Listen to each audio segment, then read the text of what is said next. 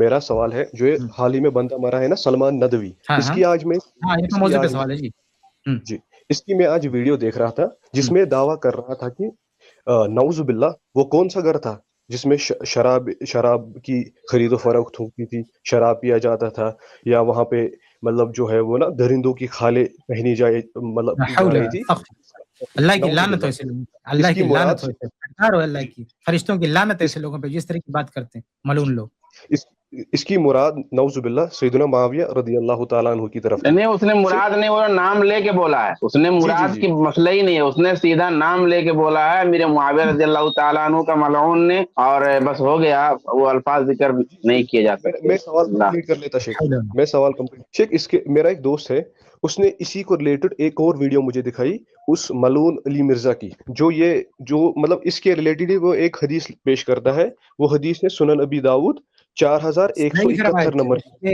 اس میں بقیہ نام کا ایک مدلس راوی ہے، تدلیس تسویہ بھی کرتا ہے، تو اس کی روایتیں قابل قبول نہیں ہیں۔ جی میں نے وہ جو مکتب شاملہ جو اپلیکیشن ہے نا شیخ، میں نے وہ حدیث میں نے اسی میں سرچ کی تھی،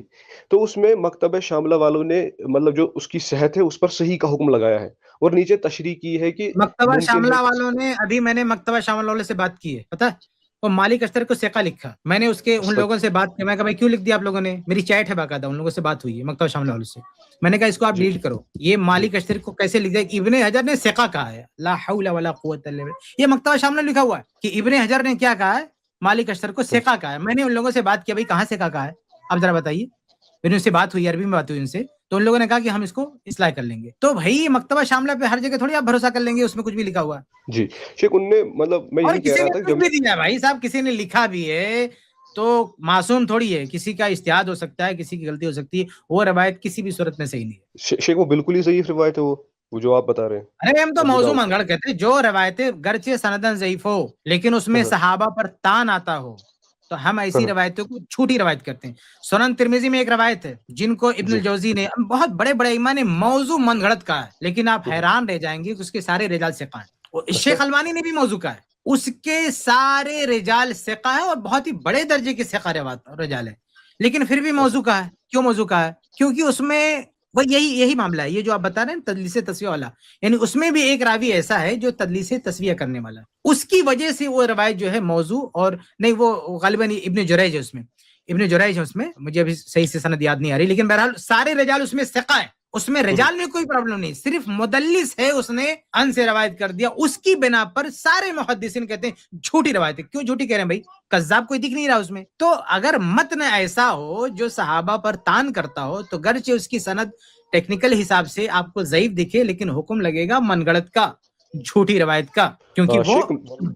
جی شیخ واللہ میں خود بھی حیران ہوا تھا نا جب میں نے وہ شاملہ والوں کا وہ تشریح دیکھا تھا، وہ کہہ رہے تھے کہ ممکن ہے کہ سیدنا معاویہ رضی اللہ عنہ کچھ تعویل کرتے ہوئے اس حدیث کی، میں خود بھی حیران رہ گیا تھا، جبکہ مجھے ایک حدیث مطلب وہ ایک صحیح حدیث ہے جو مجھے یاد ہے، جس میں اللہ کے نبی صلی اللہ علیہ وسلم نے سیدنا ابو سفیان رضی اللہ عنہ کے گھر کو دارالامن کہا، امن والا گھر، تو ایسا کیسے ہو سکتا ہے جس کو اللہ کے نبی کسی گھر کو امن والا گھر کہے اور اس طرح کی چیزیں اس میں پائی جائے؟ اس سے بڑی بات یہ ہے کہ صحیح بخاری کی حدیث ہے کہ اللہ کے نبی صلی اللہ علیہ وسلم نے اس لشکر کے لیے جنت کی بشارت دی ہے جو پہلا سمندری غزوہ کرے گا، وہ معاویہ رضی اللہ عنہ، پوری امت کا اتفاق، اس میں کوئی اختلاف ہی نہیں ہے۔ اسی لیے بعض اہل علم نے معاویہ رضی اللہ عنہ کو نامزد جنتی بھی کہتے ہیں، ان کا نام لے کے بھی جنتی، کیونکہ اس حدیث، بلکہ علی مرزا کی بھی ایک کلپ تھی، پتہ نہیں اب اس کا کیا عقیدہ ہے، بہت پہلے اس کی ایک کلپ آئی تھی، وہ بھی اس حدیث کے حوالے سے کہتا تھا معاویہ جنتی ہے، وہ بھی کہتا تھا بندہ۔ تو بتائیے جنتی صحابی ہیں جن کو جنتی کہا گیا، اتنے عظیم صحابی ہیں، اور ان کے حوالے سے کہ وہ ریشم اور سود اور یہ سب کتنی بیہودہ باتیں ہیں بھائی، ایک عام آدمی بھی اس دور کا اس طرح کی، کوئی تابعی بھی اس طرح کی باتوں کا شکار نہیں ہو سکتا۔ ایک صحابی کے بارے میں ایسی باتیں کہنا تو ہمیں اس روایت کے جھوٹ ہونے میں ذرہ برابر شک نہیں۔ جی شیخ، اسی جو آپ نے بھی کہا نا سیدنا معاویہ کے ریلیٹڈ، اچھا کفایت بھائی، یہ وہ روایتیں ہیں نا جو روافظ کے یہاں بہت مشہور ہیں، یعنی ان کے بڑے بڑے آیات نے اور علماء ائمہ نے اس دوران میں نے دیکھا کہ ان روایتوں پر بڑا دراسہ کیا ہوا ہے، بلکہ باقاعدہ کتابیں لکھی ہوئی ہیں اور صفحات کے صفحات سیاہ کی ہیں۔ تو یہ جو ندوی ہے نا، یہ اس وقت جو یہ سب باتیں پیش کرتا تھا نا، وہ سب رافضیوں کی تعبیرات اور رافضیوں کے مواقف لا کر کے اور ان کی پھیلائی ہوئی باتیں ہی لا کر کے پیش کرتا تھا، وہیں سے تحقیقات بھی لاتا تھا۔ جب یہ